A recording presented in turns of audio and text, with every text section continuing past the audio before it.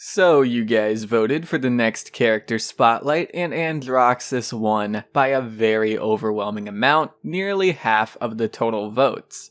Understandably so, he is the poster boy and one of the coolest characters in the realm. It's also pretty remarkable how he's the only really good flank we currently have.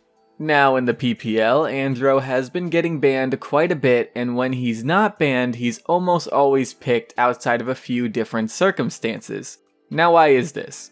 Well, he received a buff back in 1.4 that reworked his Defiance from being a standard melee hit to an extended energy punch. This made it so you could hit his right click from several feet away, and this opened up the door for a few things.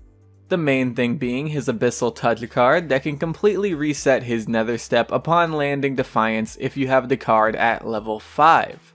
Keep in mind you can hit basically anything to get the reset. Players, deployables, barriers, and even damage immune targets. They all give the reset.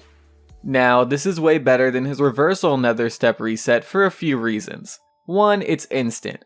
2, the melee can be comboed with a bullet for a 1250 burst. And it doesn't leave you in as vulnerable of a state as reversal. While in reversal, you can be hit with contact attacks like Makoa's hook. You can also be hit around your reversal by AoE. And let's be honest, reversal is very buggy and you can be hit through it by nearly anything if it bugs out. Now, Defiance could also bug out in no-reg, but it was less detrimental, and with 1.6 they fixed it, so Andro has nothing to worry about anymore.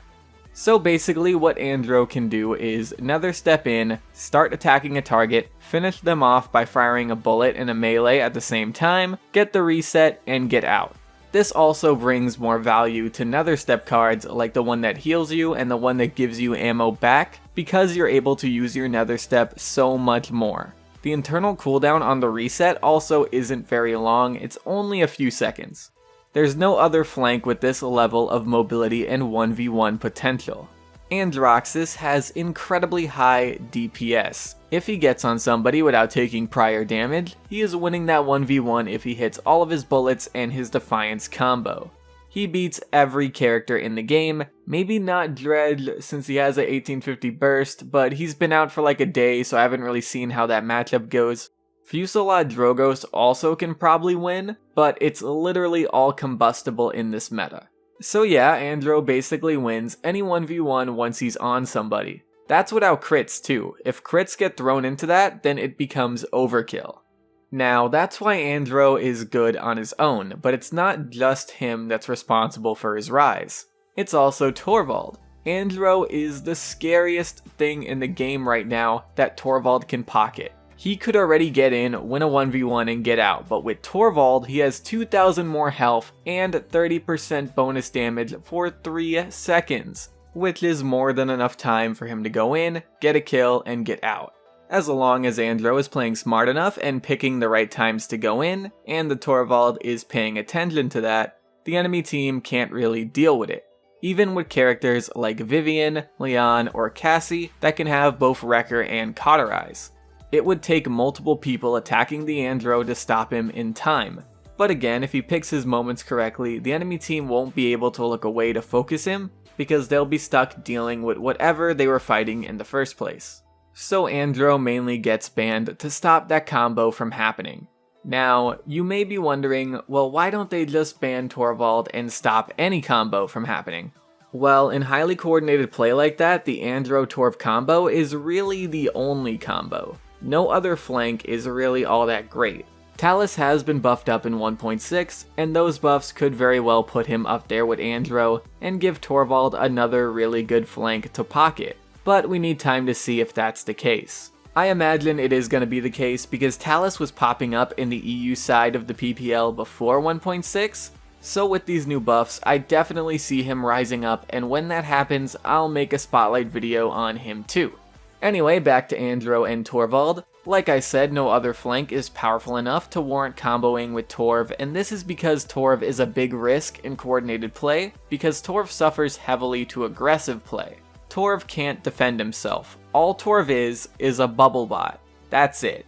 He's a bulky support tank that has no real value outside of his bubble. So without all that value from Andro, Torv doesn't really get picked a whole lot. He still does, but again, not a lot. It's better to just get another tank or run triple DPS. Now in public play, where all of us play, Torvald combos are more deadly even with other flanks because of the lack of coordinated aggressive play. So in public play, it's best to ban Torvald and not Andro. Now in the PPL, I've seen them ban Andro and Torvald together before, and I just attribute that to Andro being one of the PPL trends right now. I explained in the last Spotlight video how the PPL has these trends where something gets discovered and they incredibly overvalue it. They pick it and ban it constantly, whether it's the best call or not, until enough time passes. Like, look at Tyra. Tyra was actually banned and picked a lot in the PPL when they first discovered her. Tyra, the low tier ban that everyone makes fun of, was constantly picked and banned in the PPL for a few days no matter what. Then after those few days, they realized that it was overkill and stopped banning Tyra and started picking her only when it was warranted. There has been a lot of games where Torvald is banned and Andro gets picked when he doesn't need to be picked. Like I've seen them pick Andro into Leon Cassie, two very meta DPSs right now that counter him. So Andro is getting some of that trend treatment. As far as public games go, I don't recommend banning Andro unless it's Serpent Beach because he is incredible on that map. I'm not kidding when I say on that map, you're banning him or first picking him. He does so much on that map by himself. He can hold areas on that map by himself easily. The terrain of the map just goes perfectly with him. Only pick him if you can play him well though, if not ban him. And again, it's only on that map. Outside of that, don't ban him. Just ban Torvald, and if they get Andro, then get something that deals with him.